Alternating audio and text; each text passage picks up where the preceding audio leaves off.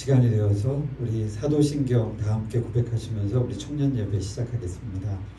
전능하사 천지를 만드신 하나님 아버지를 내가 믿사오며 그 외아들 우리 주 예수 그리스도를 믿사오니 이는 성령으로 잉태하사 동정녀 마리아에게 나시고 본디오 빌라도에게 고난을 받으사 십자가에 못 박혀 죽으시고 장사한 지 사흘 만에 죽은 자 가운데에서 다시 살아나시며 하늘에 오르사 전능하신 하나님 우편에 앉아 계시다가 저리로서 산 자와 죽은 자를 심판하러 오시리라.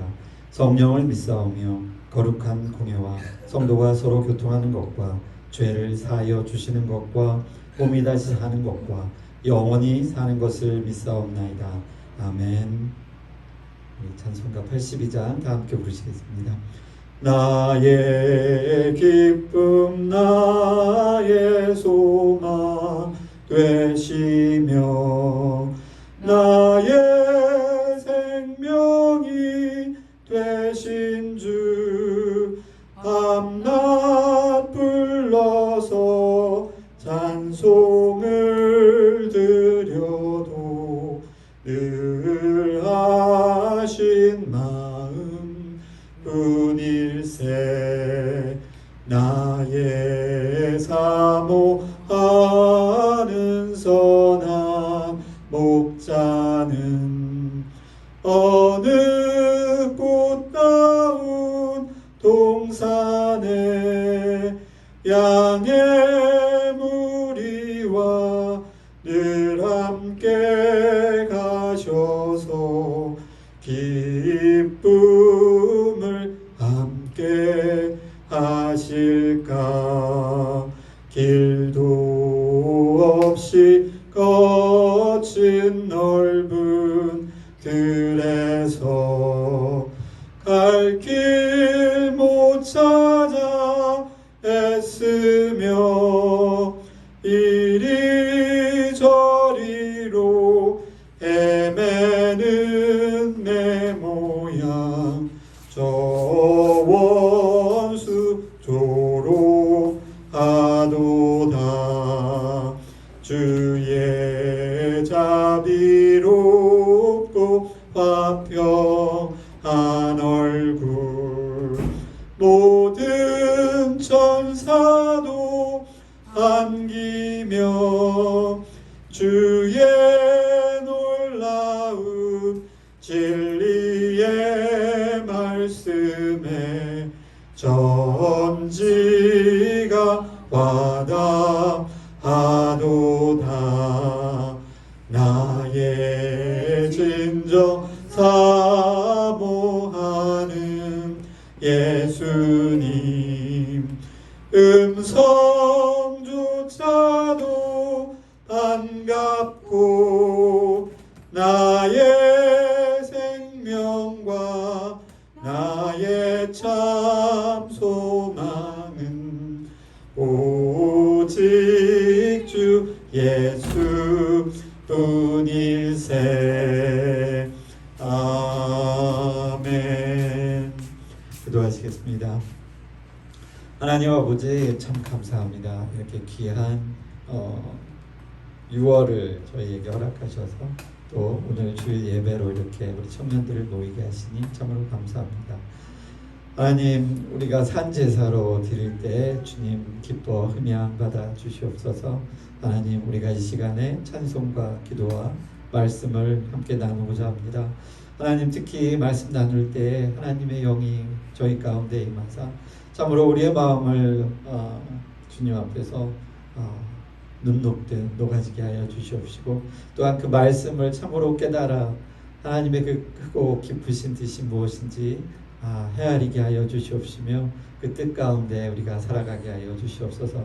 또한 이렇게 청년 귀한 시절에 하나님을 깨닫게 하고 또 창조주를 이렇게 예배케 하셨사오니 하나님, 우리 청년들의 삶 가운데 함께 임하여 주시옵소서. 그 하나님의 귀하시고 거룩하시고 은혜로우신 그 뜻 가운데 늘 우리 청년들이 함께 사라지는 그런 귀한 시간들 되게 하여 주시옵소서.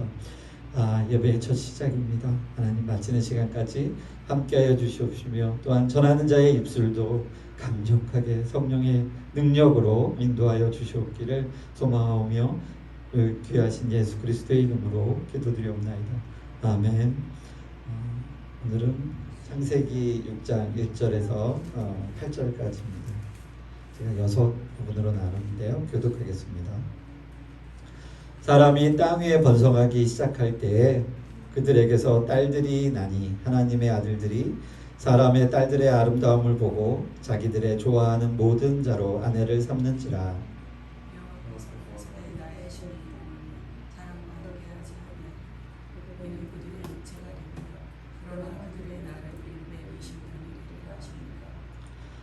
당시에 땅에 네피림이 있었고 그 후에도 하나님의 아들들이 사람의 딸들을 취하여 자식을 낳았으니 그들이 용사라 고대의 유명한 사람이었더라.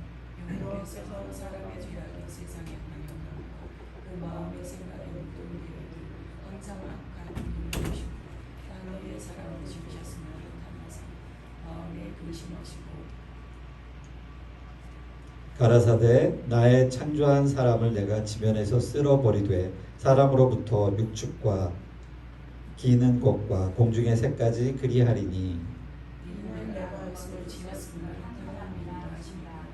그러나 노아가 은혜를 입었더라. 아멘. 우리가 지난주에 광고한 것처럼 오늘은 그 홍수, 대홍수, 노아의 그 방주가 시작되는 6장 부분들입니다. 6장의 앞부분인데요. 우리가 앞부분을 한번 보면 사람이 땅 위에 이제 번성하기 시작할 때에 이렇게 시작하고 있는데요. 우리가 창세기를 쭉 살펴보면 초반부에 그 아담과 하와가 결국은 이제 부부가 되고 그 씨앗의 열매로 가인과 아벨이 이제 낳게 되죠. 첫째와 둘째인데 좀 슬픈 일이 벌어지죠. 형이 동생을 쳐 죽입니다. 정말 있을 수 없는 일인데 벌어졌죠.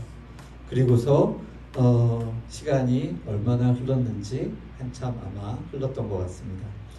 왜냐하면 800세에 아담이 다시 아들을 낳기 시작해요. 그래서 셋과 이렇게 쭉 낳기 시작하는데 그 공백이 좀 있지 않겠습니까? 그래서 가인과 아벨이 형제로 있었을 때에 또 아마 자식들이 있지 않았겠습니까? 이제 예상을 해보는 거죠.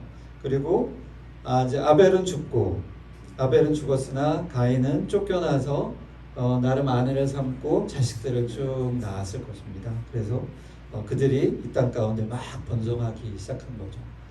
그래서 여기 첫 말이 사람이 이 땅에 번성하기를 시작할 때 그들에게서 이제 딸들이 나기 시작하니 여기 하나님의 아들들이 사람의 딸들의 아름다움을 보고 자기들의 좋아하는 모든 자로, 그러니까는 모든 자로 아내를 삼았다는 얘기는 곧 한 사람이 아니라 내가 마음에 들면 다 데려와서 아내로 삼기 시작한 거죠.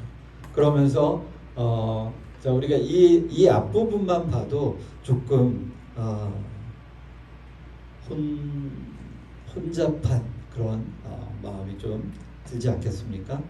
그리고 좀 우리 어려운 부분이 나오죠. 하나님의 아들들. 그래가지고 이 학자들은 과거에는 이게 아마 타락한 천사들이었을 것이다 라고 얘기도 했어요. 그런데 우리가 그 마태복음 22장 30절을 보면 부활 때에는 장가도 아니가고 시집도 아니가고 하늘에 있는 천사들과 같으니라. 이 문장을 통해서, 이 말씀을 통해서 예수님이 직접 말씀하신 거거든요. 그러니까 이 말씀을 통해 보면 분명히 하나님의 아들들은 천사는 아닌 것이죠. 왜냐하면 천사는 결혼을 안 하니까. 근데 여기는 하나님의 아들들이 여인들을 취하여 자기의 마음에 드는 여인들을 다 자기 부인으로 삼았다니까 곧 하나님의 아들들은 천사는 아닌 거예요. 분명히. 그래서 학자들은 뭐라고 하냐면 아마 하나님의 아들들은 곧 그 타락한 자, 그러니까 누구? 곧 가인의 후손들이 아닐까라고 생각합니다. 그리고 여기서 딸들, 아름다운 딸들은 아마 셋의 그 아담이 이제 가인과 아벨을 그 사건 이후로 한참을 그 아이를 안 가져요. 그리고 되게 뒤에 아이를 갖습니다. 여기 보면 우리가 성경 한번 잠깐 찾아보면 이게 잘 안 보이죠.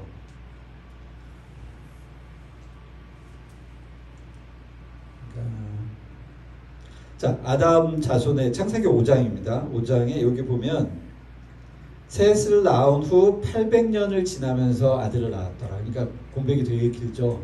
그러니까 아마 부모로서도 그런 사건 이후에 마음이 되게 좀 상하지 않았을까. 그래서 자식을 조금 뒤늦게 보는 그런 느낌이 그냥 저 개인의 해석입니다. 자, 그런 부분들이 있었어요. 그래서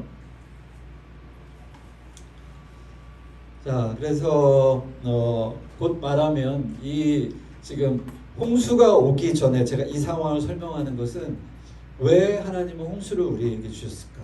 왜 그러한 상황이 일어났을까에 대한 그 전 과정을 한번 우리가 잘 살펴보는 시간입니다, 오늘. 그래서 아마 이 홍수 이야기를 제가 2주간에 걸쳐서 할 거예요. 다음 주도 홍수에 대한 마지막 부분 할 겁니다. 오늘은 이제 전반 부분이에요. 홍수가 일어나는 그 전 과정입니다. 또 땅 위에서 하나님이 분명히 땅을 다스리라 그리고 번성하라 하니까 그거 말은 충분히 이해가 되는 거죠. 그래서 땅 위에서 번성하기 막 시작합니다. 온갖 내 마음에 드는 사람들 부인으로 삼고 그래서 사람들이 많아지기 시작한 거죠. 바로 그 부분이 오늘 이 부분입니다. 그리고 좀 여러분들이 어려워했었을 그 하나님의 아들들은 정확히 아직도 누구인지는 알 수는 없으나 대충 대략적으로 학자들도 의견이 분분하지만 그 천사는 아니다. 타락한 천사라고 우리가 과거에는 할 수도 있었으나 분명하게 아닌 거고, 그리고 아마 셋의 후손, 그러니까 약간 뭐라 그럴까요? 오염되지 않은 조금 우리가 세대를 거듭하면서 우리가 지금까지 오면서 막 여러 가지 질병이나 이런 것들이 오염되잖아요.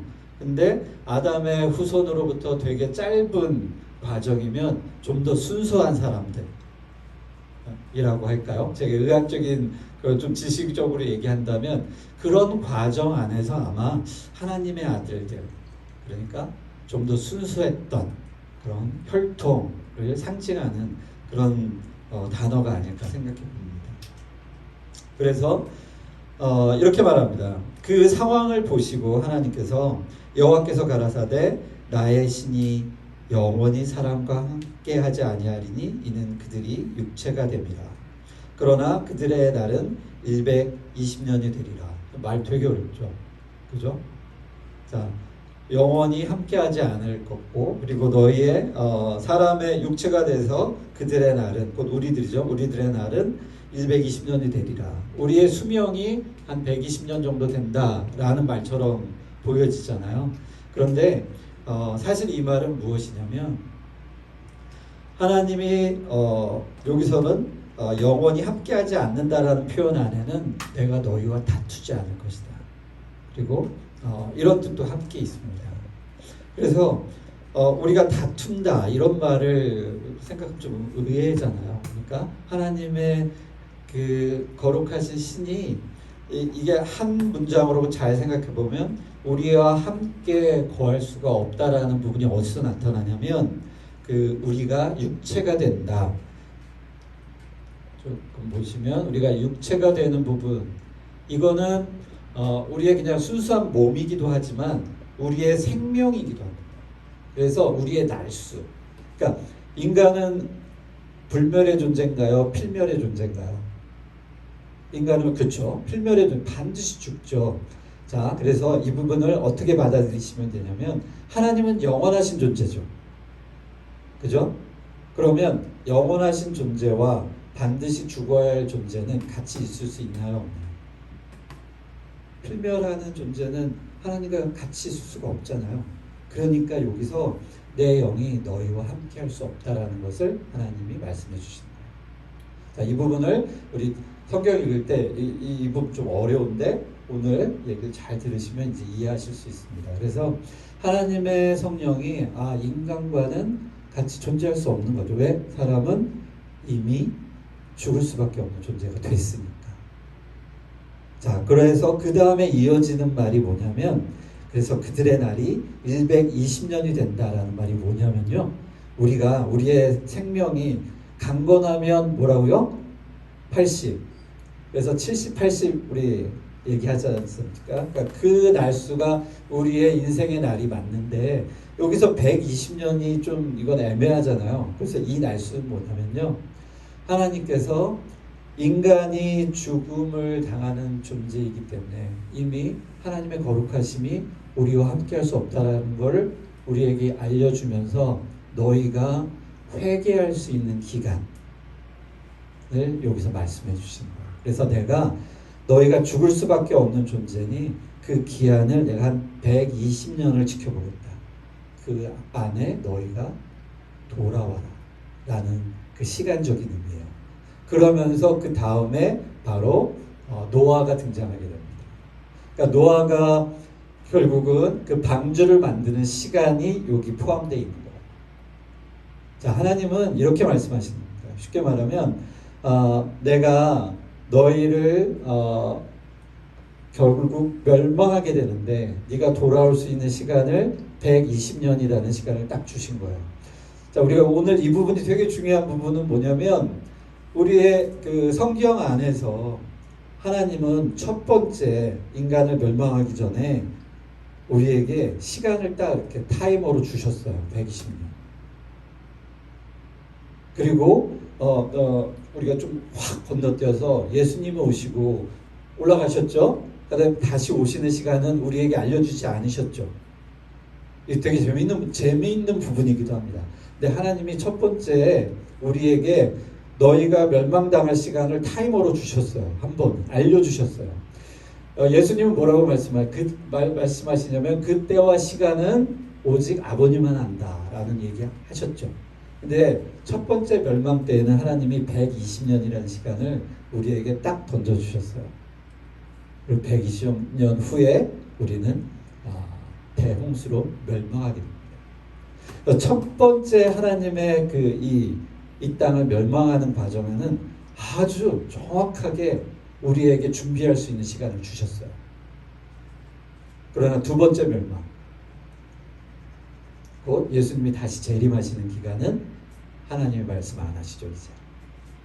그래서 우리는 도둑이 언제 들어올지 모르니까 언제 올지 모르는 그 시간을 늘 깨어서 기다려야 하는 그런 현재의 기다림이 있고요. 이 당시에는 하나님께서 분명히 이렇게 정확하게 광고하신 거예요. 인류들에게. 너희가 지금 이렇게 살지? 내가 120년의 시간을 너희에게 주겠어. 이 말씀이 오늘 120년입니다. 그래서 우리가 다음 문구를 보면, 그래서 그 땅의 그 상황을 다시 한번 여기서 말씀하고 계세요. 그래서 당시에 네피림이 있었어요. 네피림은 좀 완전히 다른 거인 종족입니다.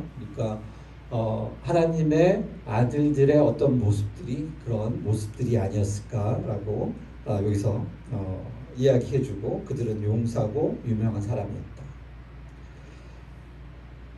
여전히 마침대로 여기 그들의 하나님의 아들들이 사람의 딸들을 취하여서 낳은 아들들, 그러니까 좀 더 순수한 혈통의 아들들은 용사였고 유명한 사람이었다, 이렇게 얘기를 합니다.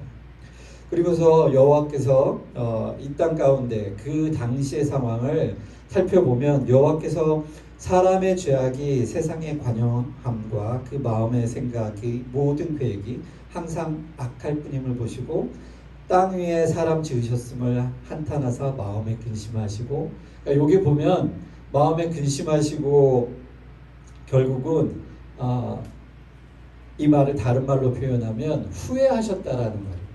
후회하다라는 단어가 여기 포함되어 있어요. 그래서 하나님이 이 땅 가운데 창조물로 우리를 만드셨는데 그 지으신 걸 후회하신 거예요. 그러니까 이게 얼마나 하나님의 기대에 우리가 미치지 못했는가, 그 당시의 상황이 살펴볼 수 있죠. 그 당시 상황 우리 다시 한번 살펴봅시다. 우리 솔직히 우리 청년들 앞으로의 미래 가운데 가정도 세우고 뭐 이러한 계획들을 가지고 있거나 그리고 생각하고 있죠. 근데 그 당시의 상황이 어땠는가? 사람들은, 남자들은 닥치는 대로 내 마음에 드는 사람들 아내로 삼아서 가정을 꾸리고, 가정이니까 얼마나 그 혼탁하고, 그리고 여기 보면 모든 생각이 악함이다. 그리고 그 단어 가운데는 그 당시에는 그 폭력이 난무했던 것 같아요. 막 힘이 있는 자가, 거인 나오죠. 막 거인 나오고 이렇게 나오니까 사회가 정말 무질서했던 거로 보입니다. 그래서 힘 있으면 뭐 뺏지 않았겠습니까? 뺏고 죽이고 어마어마한 일들이 정말 벌어진 거죠. 그래서 하나님이 그 땅을 보시기에 지은 인간을 창조하시고 창조한 것들을 보셨을 때 근심하시고 후회하신 거예요. 창조주가 내가 열심히 만들었는데 그 감정이 무너져 내리는 거죠. 그래서 마음을 먹습니다. 내가 다 쓸어버리겠다. 그런데 그 중에 노아는 하나님께 은혜를 입었다라고 합니다. 그 노아의 아담의 족보에 노아가 이렇게 등장해요. 우리가 다시 한번 족보를 한번 이렇게 쭉, 이게 아담의 5장의 마지막 보면 이제 노아가 나옵니다. 그래서 아담의 족보는 노아까지 쭉 연결이 돼요. 그러니까 노아를 위해서 족보가 쭉 적혀지는 거예요. 우리가 그 예수님의 족보도 쭉 나왔다, 예수님이 딱 탄생하는 부분으로 클라이막스가 딱 끝나잖아요. 그것처럼 이 노아가 등장하기 위한 족보가 쭉 시작되는 거예요. 그래서 노아가 나서 사람들이 뭐라 하냐면 안위하리라. 그러니까 노아는 그 말뜻에 평안이 있는 거예요. 그래서 노아의 말뜻은 안위한다. 그러니까 우리가 그때 나왔을 때 처음으로 여호와를 찾기 시작하고 사람들이 마음 좀 편안해진 그 아담의 마음을 여기서 볼 수가 있습니다. 그래서 노아는 사람들의 그 혼탁한 상황 가운데서 창조주를 기억하고 하나님을 예배했던 사람이었던 거죠. 그래서 모든 사람들, 아무도 없는 그 하나님을 찾지 않는 그 황막한 그 땅 가운데, 그 시절 가운데 오직 노아만은 하나님을 찾고 경배하는 삶을 살아서 하나님은 그를 보고 오직 그만을 위해서 방주를 만들라고 하죠. 그런데 우리가 전에 말했잖아, 120년이다. 근데 노아가 50세에 햄과 함과 야벳의 세 아들들을 낳고 600세에 600세가 되던 때 두 번째 달 7일째에 비가 오기 시작합니다. 그러니까 셈과 함과 야벳을 500세에 낳기 시작하고 그 다음에 600살 때 비가 왔으니까 한 100년 사이가 되죠. 그러니까 120년이 아니라 노아는 아무래도 자녀들이 좀 자랐을 때 배를 만들기 시작했을 거예요. 그러니까 대략 120년이라는 시간보다 노아가 배를 만들기 시작한 거는 약 100년이 좀 안 되는 시간이에요. 그러니까 노아의 생활과 아마 그 120년에는 좀 차이가 있지만 노아가 배를 만들고 하나님을 그 배를 만드는 이유를 사람들이 물어보지 않았겠습니까?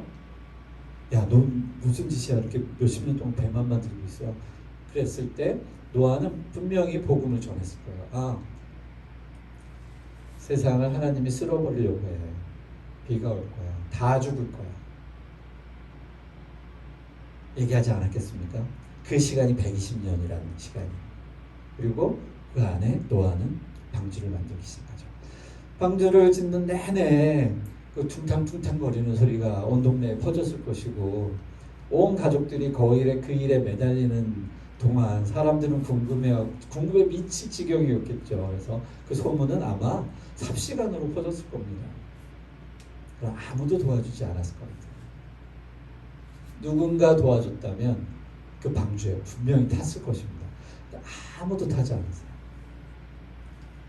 비가 오기 시작했을 때 사람들은 아마 달려왔겠죠. 막 문을 두드렸겠죠. 그런데 성경에서 뭐라고 말합니까? 하나님이 직접 배의 문을 닫으세요. 노아가 닫은 게 아닙니다. 못 열어. 하나님이 닫으셨는데 누가 열어요? 아무도 들어올 수 없는 거죠. 비가 오기 시작하고 40주야를 비가 오기 시작했을 때 비가 오는 동안 모든 생물은 다 멸망한 거죠. 그러나 그 비가 막 오기 시작했을 때 사람들은 믿지 않았다가 하루 오네, 이틀 오네, 3일 오네, 3, 4일까지는 뭐 이렇게 견디겠죠. 그러나 물이 점점점 차오르기 시작했을 때 사람들이 어떻겠습니까? 방주로 달려갔겠죠. 그러나 방주의 문은 절대 열리지 않았습니다. 자, 그런 시간을 우리는 오늘 그 6장을 통해서 첫 시작하는 그 환경, 사람들이 정말 혼탁한 그 세상을 만들었고 하나님이 우리를 봤을 때 너무너무 실망했던 거고, 그리고 재미있는 사건일 수도 있는데 제 눈에는 참 경이로운 부분이에요. 하나님이 시간을 정해주셨다, 멸망할 때. 그런데 현재는 알고 싶어요. 예수님이 몇 월 며칠 날 오신다. 그럼 얼마나 좋겠습니까? 근데 그 당시에는 그게 소용이 없다라는 걸 하나님은 분명히 아셨던 것 같아요. 내가 120년이라는 시간을 너희한테 주었으나 구원받은 이는 노아의 가족들밖에 없잖아요. 아무도 그리고 방주에 탄 그 동물과 그 생물들밖에 없잖아요. 누구도 그 이웃이나 가까운 사람, 친인척 아무도 구원받지 못했어요. 그러니 오늘날 그 얘기를 그대로 반영하면 예수님이 올라가셨고 다시 오실 시간을 알려줘 봐야 소용이 없는 거예요. 그래서 이해가 됐어요. 왜 예수님이 돌아올 시간을 우리에게 알려주지 않으셨나. 그 시간은 물론 하나님께서만 아신다고 예수님이 우리에게도 알려주셨지만 하나님은 한 번의 과정을 통해서 우리에게 알려주셨었구나. 그러나 그것은 우리에게는 아무런 필요가 없는 것입니다. 우리는 시간을 안다고 해서 돌이킬 사람이 아닌 거예요. 그러니까 우리 인간은 철저하게 우리가 내일 모레 멸망할 거야 라고 해도 내 하던 죄 가운데서 헤어나지 못합니다. 하나님이 우리를 부르시지 않는 이상 죄인은 죄인 그대로 있는 거예요. 그래서 우리는 선택받은 사람이라고 할 수 있는 것입니다. 저는 이 창세기를 다시 한번 보면서 분명히 깨달음을 얻었습니다. 이래서 우리가 이렇게 우리가 선택설 이런 얘기, 어려운 철학적인 얘기 하잖아요. 학자적인 얘기. 그래서 우리가 하나님의 부르심을 받은 사람들이구나.